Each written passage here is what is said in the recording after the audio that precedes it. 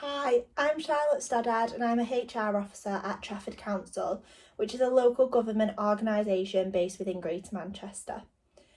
I started with Trafford Council in 2016 doing a business administration level 3 apprenticeship. Since then I have progressed on to do a level 3 CIPD with HR support apprenticeship, and I'm currently completing a level 5 CIPD with HR consultancy apprenticeship. Now, how I got into an apprenticeship is probably a path that you've heard before. I did go to high school, I did quite well, so I kind of got pushed to go to college and do higher education. So I went to college, and in my first year of my AS levels, I did history, psychology, photography and maths. Now, in my maths, I went from an A at GCSE level to a U at A level, which obviously was quite a big jump and a big drop for me, which really affected my confidence.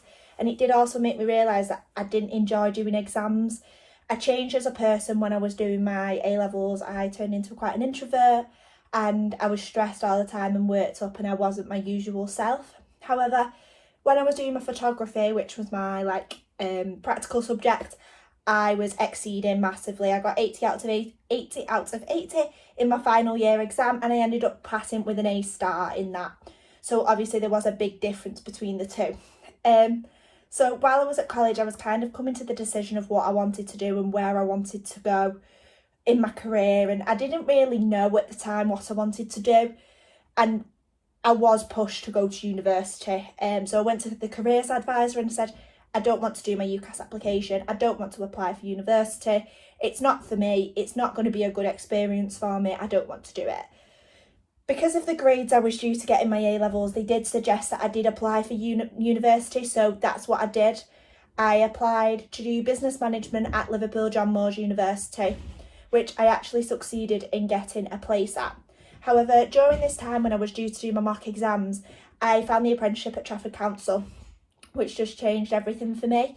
So I applied through the government Find an Apprenticeship website and I went to an interview. The interview was quite informal. I did a lot of research beforehand, and they just asked me a few questions about teamwork, communication, why I wanted to work there and why I thought I was a good fit. So following on from that, I've gained so much from that apprenticeship. From that initial apprenticeship, I gained a lot in a personal and professional capacity.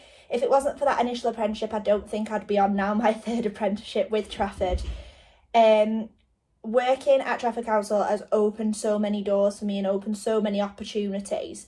I am actually a Greater Manchester Apprenticeship Ambassador.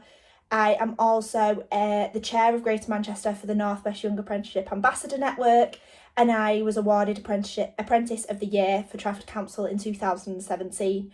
So I have had a lot of achievements during my time as being an apprentice, and some really, really proud moments that are obviously going to stay with me forever, and obviously passing my apprenticeships are up there as well.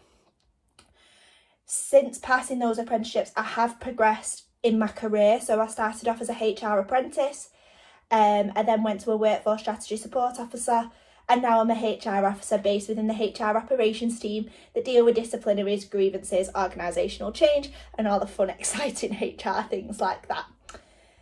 And with my roles as the chair of Greater Manchester, the GM Apprenticeship Ambassador, and I am an Apprenticeship Ambassador for work as well, I do welcome the new apprentices into the organisation and try and mentor and buddy them as I can and when I can. Because I started out as an apprentice, I understand how they're feeling. It's scary going into the big wide world of work. Most of the time at such a young age as well, when you've never worked in an office before, it is something really new. So I do try and do that as much as I can.